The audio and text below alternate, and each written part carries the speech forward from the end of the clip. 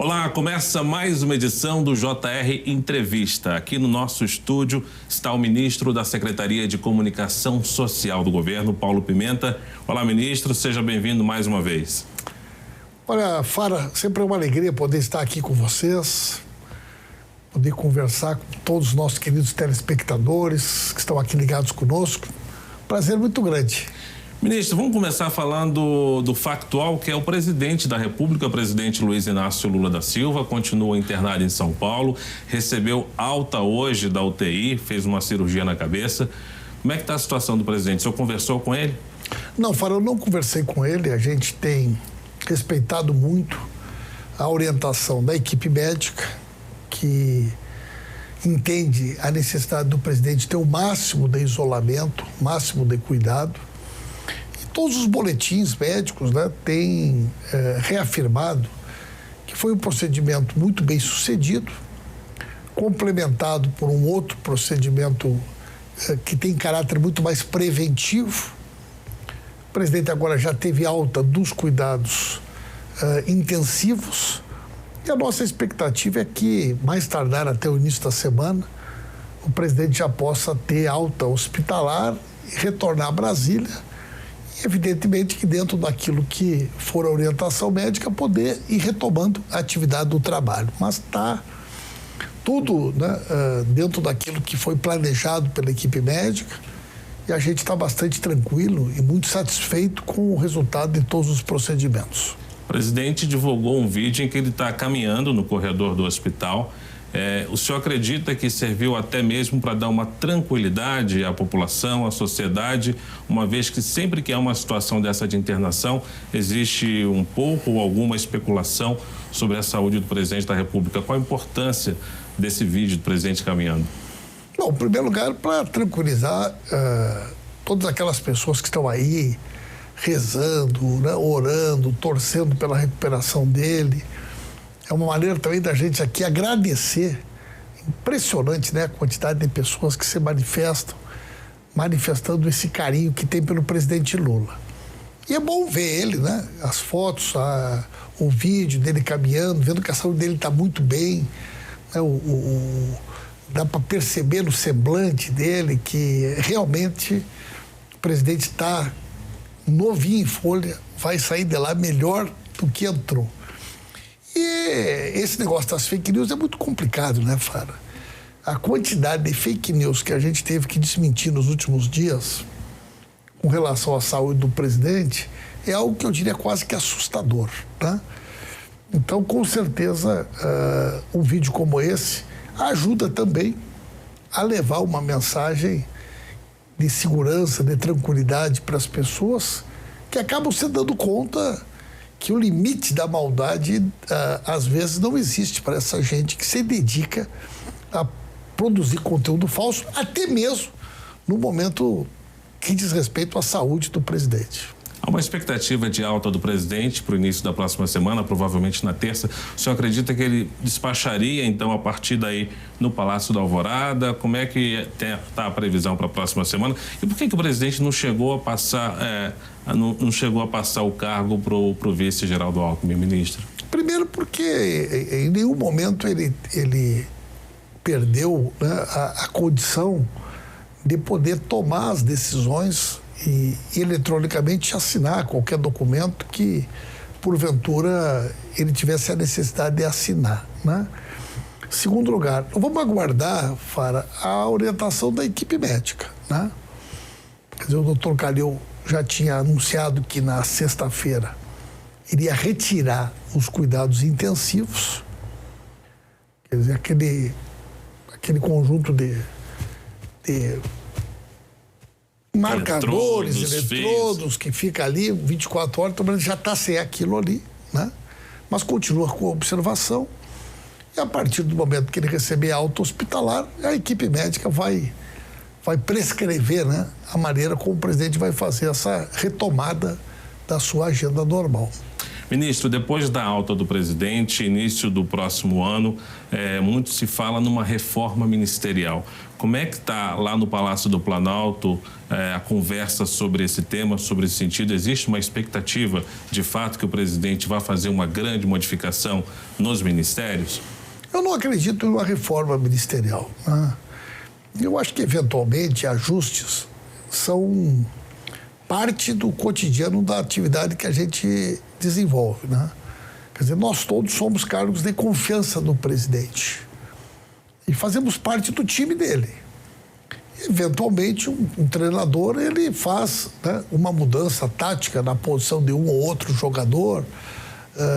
Então, eu acho que algum evento que efetivamente pudesse ser caracterizado como uma mudança, né, uma reforma ministerial, não vai acontecer. Pelo menos essa é a minha leitura.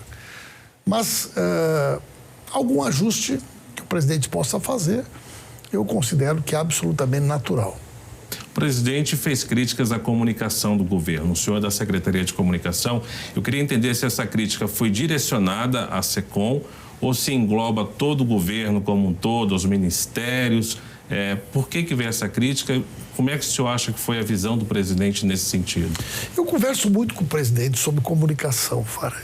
Eu conversei segunda-feira com o presidente, antes do presidente ser internado. E a gente sempre teve uma relação muito franca, muito transparente, né? O debate sobre a comunicação hoje ele é um debate que tem uma dimensão muito distinta do que ele tinha antigamente. A comunicação governamental, antigamente, ela poderia ser caracterizada como uma espécie de assessoria da imprensa. Hoje não é mais, né? A comunicação ela é o centro nevrálgico de qualquer projeto. E quando o presidente fala que a esquerda tem muita dificuldade de lidar com as novas tecnologias, isso é uma coisa que eu já discuti muito com ele. Isso não é um problema do mundo. Quer dizer, há uma dinâmica, uma lógica hoje da maneira como a comunicação, como a informação ela é produzida, ela é difundida. E esse fenômeno das fake news é algo corrosivo, inclusive para as democracias. Eu vi o Obama fazer uma palestra sobre isso. Ele usou essa expressão, é corrosivo para a democracia. Então, hoje aqui, nós estamos aqui e a nossa equipe está lá trabalhando para desmentir fake news sobre a saúde do presidente. Quer dizer, a semana passada nós tivemos uma fake news aí que tomou conta do Brasil, que tinha sido aprovado um projeto para criar um imposto para quem tem gato e cachorro em casa, né? O imposto das pets. Na semana anterior, quando os chineses fizeram a visita ao Brasil, uma fake news de que o Brasil tinha vendido uma grande reserva de urânio na Amazônia para a China, o que é, inclusive, do ponto de vista constitucional, proibido. Mas isso é uma ação deliberada, isso é uma ação organizada. E muitas vezes é difícil para o governo fazer esse combate. Porque existem muitas dessas fake news que não dizem respeito ao governo em si, né? E a comunicação institucional, ela é uma comunicação que ela tem limitações. Eu não posso fazer uma comparação com o governo anterior, eu não posso nem usar, né, num site uma foto do presidente, eu não posso falar no presidente. Então, aquilo que ele entende que falta, que é uma comunicação mais de disputa, de narrativa, é muito aquilo que eu penso também da comunicação, né? Eu comungo dessa mesma preocupação dele. E nós temos sempre procurado ajustar isso. Agora, não vamos nos enganar. A comunicação institucional, ela sozinha não é capaz de enfrentar.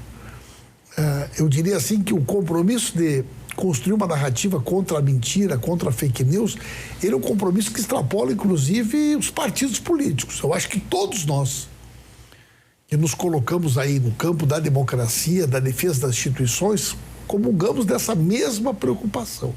Então, eu entendo a preocupação do presidente, concordo muito com ele, e nós estamos sempre conversando para ver os ajustes que precisam ser feitos, as mudanças que precisam ser feitas, e a minha relação com ele é uma relação transparente, sem milindre, né?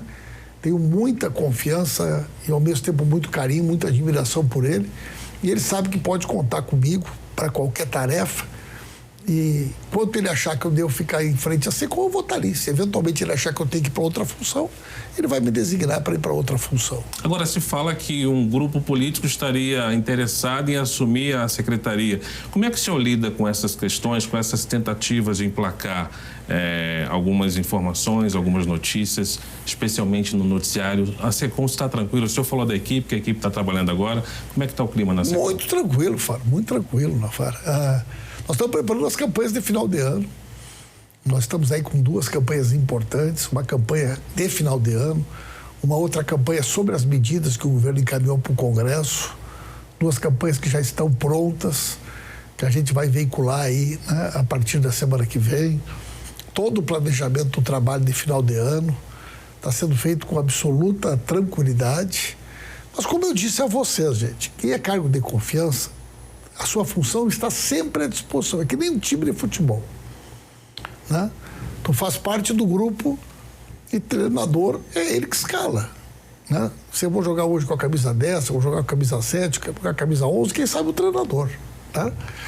Então, esse detalhe do jeito que funciona o dia a dia do trabalho, quando nós temos alguém que é quem comanda esse time, que é o presidente da República, para nós é tratado com absoluta naturalidade. Ninguém é dono de nenhuma camisa. Quer dizer, é o treinador que escala, ele que distribui no vestiário ali as camisetas e que diz o que ele quer que cada um de nós faça. Nós lembramos que você pode assistir ao JR Entrevista na Record News, também no Portal R7, no Play Plus, no Jornal da Record, no JR 24 Horas e também nas nossas redes sociais. Ministro, o que é mais difícil para a Secretaria de Comunicação? Divulgar, dar visibilidade às ações do governo, às boas ações do governo, ou combater as notícias falsas? Sem dúvida, as notícias falsas, né? Isso aí é milenar, né? Quer dizer, isso é um ditado popular, né? A desinformação, a mentira, a fofoca, ela sempre corre muito mais rápido do que a verdade, do que as boas notícias, né? E esse fenômeno das redes sociais, a falta de uma regulamentação, ele acabou criando um ambiente de impunidade. Quer dizer, você vê aí a quantidade de vídeos que estão sendo veiculados, dando informações de que o presidente teria morrido. Está aí postado. Quer dizer, não há nenhuma responsabilização, não há uma consequência, não há nada para alguém, né? Eu vou te contar uma história. Numa oportunidade, eu recebi na minha sala o vice-presidente mundial, né, do Facebook e começamos a conversar sobre regulação. Eu pedi licença para ele e mostrei para ele um vídeo com milhões de visualizações que dizia o seguinte: olha, o Lula morreu. Esses 2 camaradas aí que estão aparecendo são dublês. Tinha milhões de visualizações. Aquele vídeo era monetizado. Quer dizer, alguém estava ganhando dinheiro com aquela mentira. Alguém e o Facebook também, junto. Eu perguntei para ele: ô camarada, né? Só me diga uma coisa. Se esse vídeo estivesse sido veiculado nos Estados Unidos, um vídeo de alguém afirmando que o presidente dos Estados Unidos morreu, que vocês estão sendo governados por dublê, vocês permitiriam que esse vídeo estivesse no ar nos Estados Unidos? Vocês permitiriam que esse vídeo estivesse sendo vinculado nos Estados Unidos há dias, com milhões de visualizações? Ele ficou meio impactado, né? O tradutor falou com ele. Ele falou: não, com certeza não teria sido permitido. Eu digo: por que aqui pode ser veiculado? Por que vocês permitem que aqui no Brasil esse vídeo seja veiculado, se lá vocês não permitem? Acabou que a agenda terminou, uns 10 minutos depois me ligou alguém da assessoria deles pedindo que eu mandasse o link e eles tiraram do ar. Agora, veja bem, até então, eles estavam sendo monetizados. Tanto eles quanto o criador da mentira estavam ganhando dinheiro com a fake news. E nos Estados Unidos eles não deixariam que esse vídeo estivesse sido veiculado. Então essa é uma relação, inclusive, utilitária, né? De uma visão que eles têm a respeito da relação conosco e que eles podem corroer a nossa democracia, né? Permitir que qualquer coisa seja veiculada aqui. Por isso que é tão importante a gente ter uma regulação que não permita que a internet seja tratada como se fosse a terra de ninguém. O presidente citou a ausência, né, a não ocorrência de uma licitação para que o governo pudesse ter uma empresa que administrasse as redes sociais do governo. O senhor tocou na questão das redes sociais, é um território meio que sem lei, e muitos aliados também falam que o governo precisa atuar melhor, agir melhor em relação às redes sociais. O senhor concorda com essa crítica ou o senhor acredita que o governo, a SECOM, está fazendo tudo que pode, que tem condições para ficar bem atuante nas redes? O governo federal não tem um contrato digital. Quando nós assumimos, nós encontramos uma SECOM que não tinha um contrato digital. Nós fizemos uma instrução normativa, nós fizemos um chamamento público, nós discutimos com todo mundo que compõe o setor.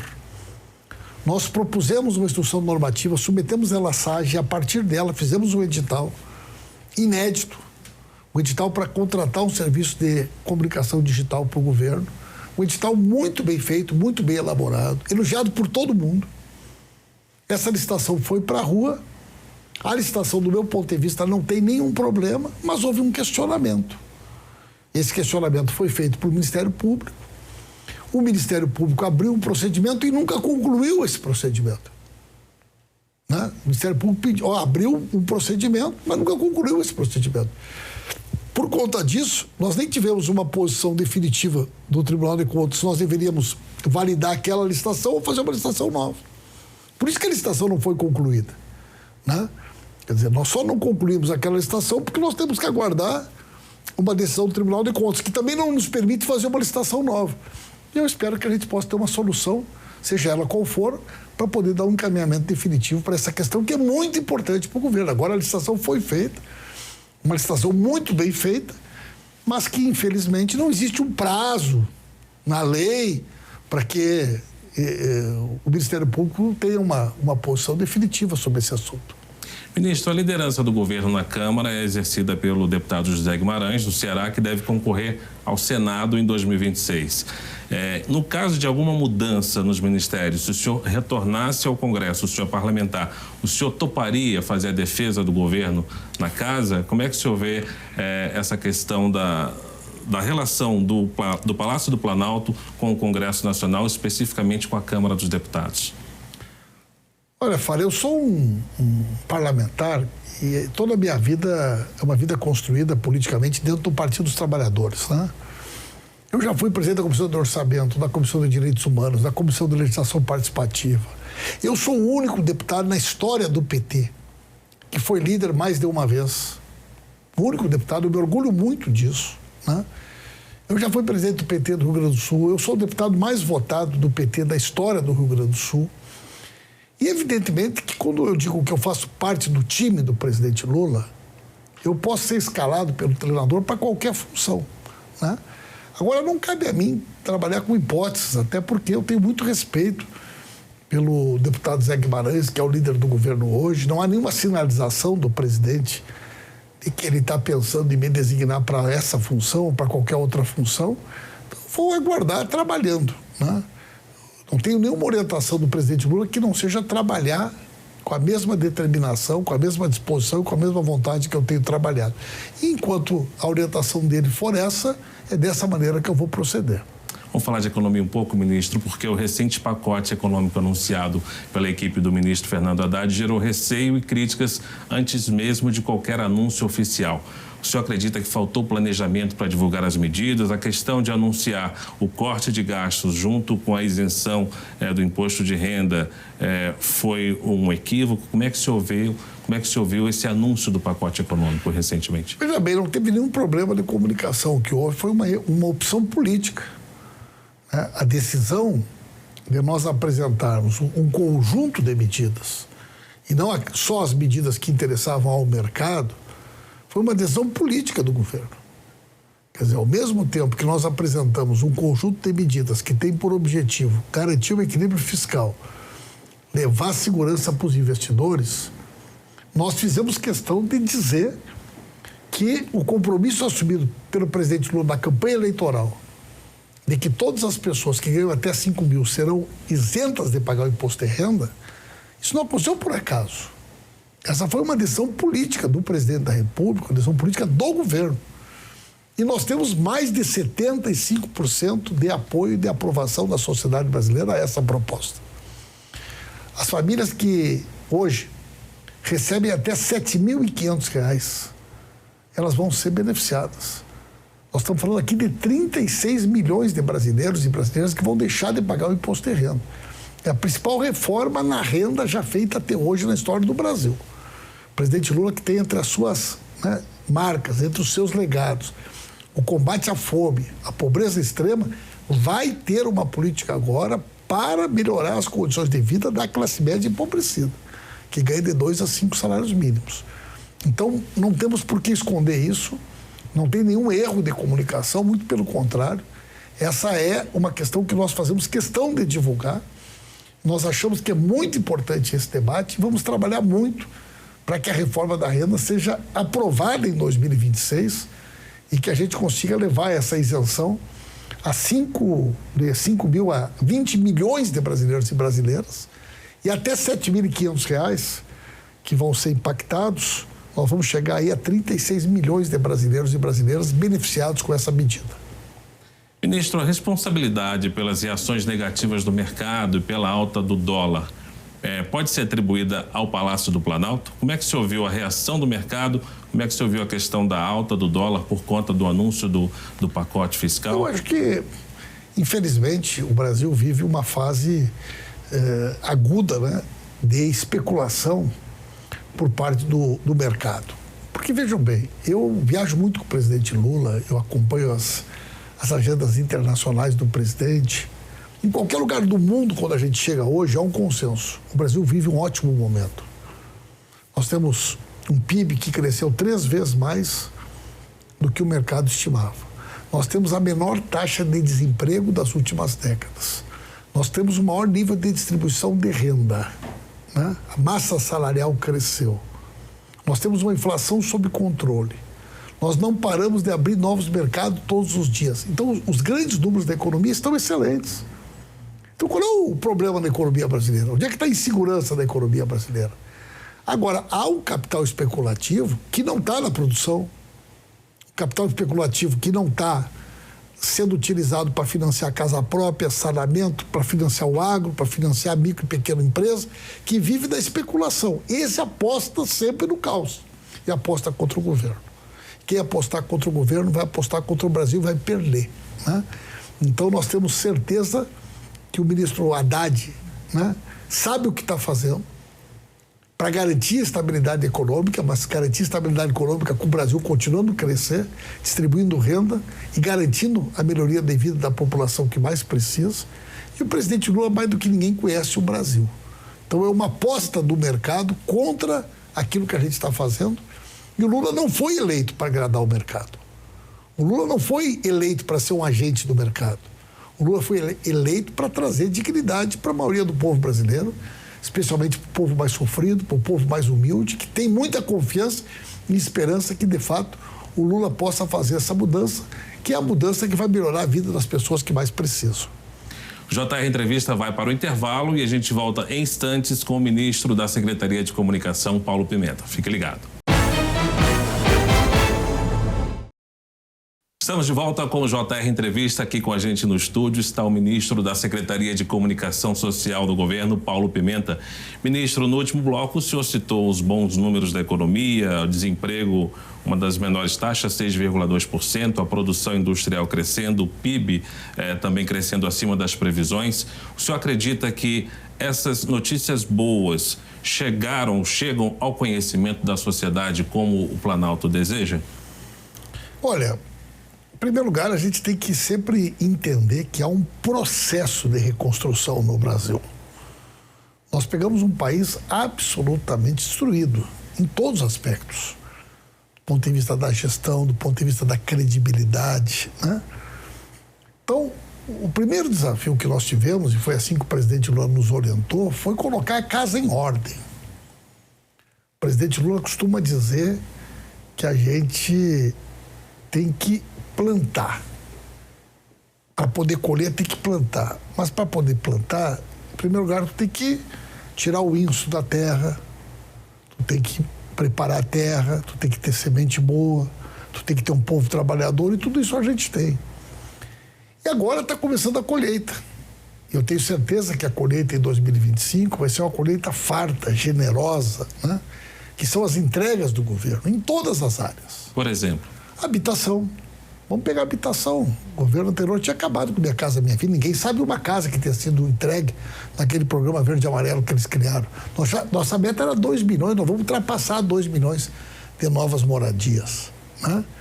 Nós queremos um programa de escola em tempo integral, que já no primeiro ano foram 1 milhão de vagas, agora vai ser mais, vamos chegar a 3,6 milhões de crianças em escola em tempo integral. Nós universalizamos o Mais Médico novamente em todo o Brasil, com médicos brasileiros e brasileiras, quase 100%. E mais do que isso, vamos avançar agora no Mais Especialista. Nós temos aí, né, de volta o programa da criação dos novos institutos federais. Serão 100 novos institutos já anunciados pelo presidente. A retomada do investimento em rodovias.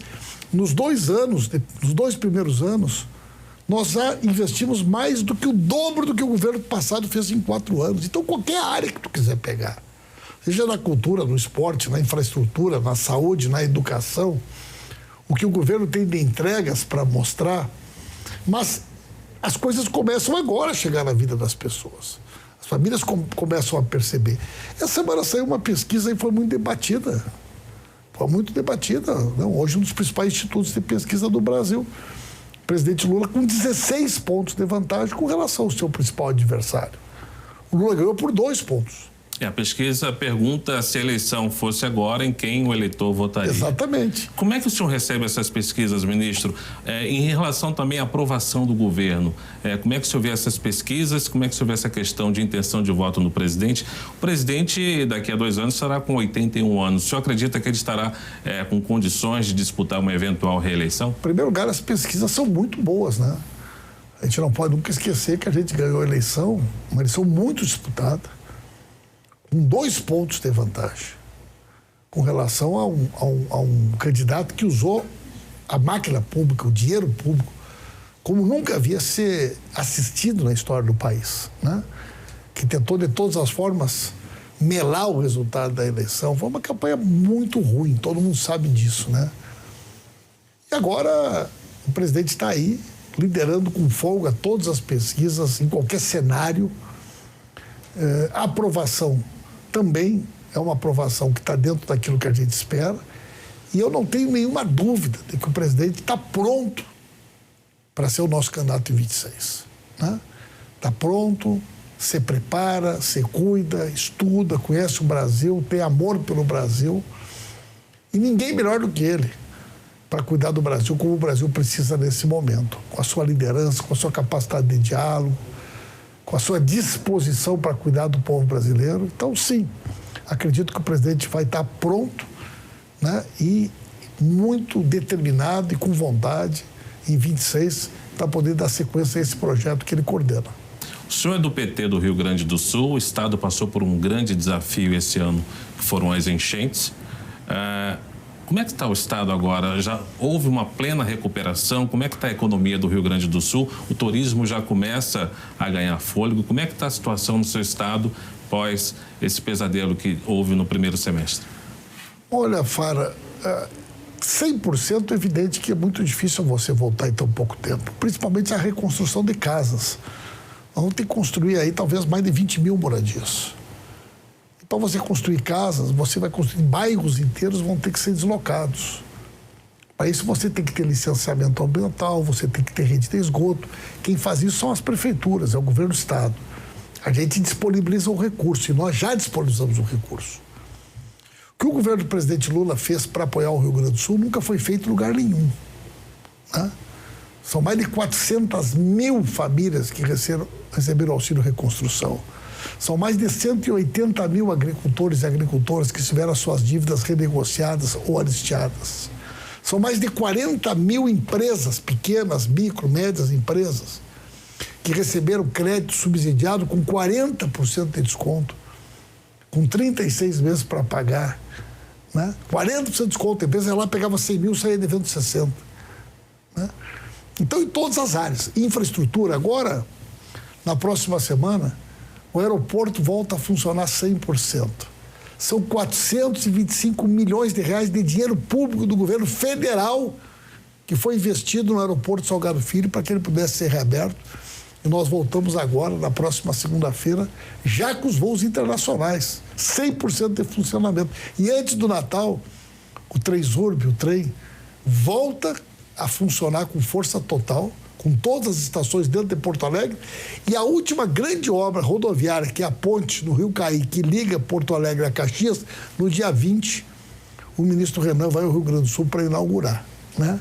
Então, assim, o balanço é muito positivo do apoio, e nós vamos fazer uma coisa que o Lula prometeu, que é viabilizar os recursos para a construção de todo um novo sistema de proteção na região metropolitana, para que uma enchente como essa nunca mais provoque o estrago que provocou. 6,5 bilhões de reais o presidente Lula determinou que foi alocado nesse fundo que vai ser utilizado única e exclusivamente para o sistema de proteção da região metropolitana. Esse foi um compromisso assumido pelo Lula. Eu fui o ministro da Reconstrução. Eu tenho muito orgulho do trabalho que eu fiz como ministro da Reconstrução e tenho certeza de que a gente fez muito. E a economia do Estado, meu caro, está bombando. A retomada com muita força, o crescimento da indústria, o crescimento da economia. A nossa região das Hortênsias, da Serra Gaúcha, vai ter um dezembro sensacional, né? O nosso Natal Luz, as nossas atividades de final de ano, a nossa indústria está num momento muito positivo. Então, o Rio Grande do Sul está com muita resiliência, com muita capacidade, com muita força, dando a volta por cima. Muitos apostavam que o ICMS esse ano ia ser negativo, vai ser um sucesso, a economia cresceu, né? O recurso que o governo federal injetou no Estado fez a diferença, porque ele botou dinheiro na mão da população, e com isso as pessoas compram mais, com isso a indústria tem que produzir mais, e a gente vai fechar o ano, graças a Deus, aí, com um grande resultado em todos os sentidos no Rio Grande do Sul. Ministro, antes da gente encerrar, o que a sociedade pode esperar da comunicação do governo para 2025? O que muda? Eu acho que a gente vai avançar no digital, que é um grande desafio nosso. Nós temos um trabalho hoje de regionalização que não vai deixar de avançar e vai avançar cada vez mais. Comunicação regionalizada, chegando nas 27 regiões do país, mais o Distrito Federal. E vamos tentar ter uma presença cada vez mais ativa do próprio presidente. Ele é o nosso melhor comunicador. A gente quer muito que ele dê mais entrevista, que ele fale mais em rádio, que ele viaje mais pelo Brasil. Ele é o nosso Pelé, né? Ele é o craque do nosso time. E se ele estiver em campo, as coisas sempre funcionam melhor. Então, eu estou muito entusiasmado e muito confiante aí para o ano de 25. Ok, ministro, muito obrigado. JR Entrevista fica por aqui. Nós lembramos que você pode acompanhar o programa na Record News, no portal R7, no Play Plus, no Jornal da Record, no JR 24 Horas e também em nossas redes sociais. Ministro, mais uma vez, valeu pela sua participação. Eu que agradeço, estou sempre à disposição. A gente espera você numa próxima edição, sempre com o assunto do seu interesse, aqui no JR Entrevista.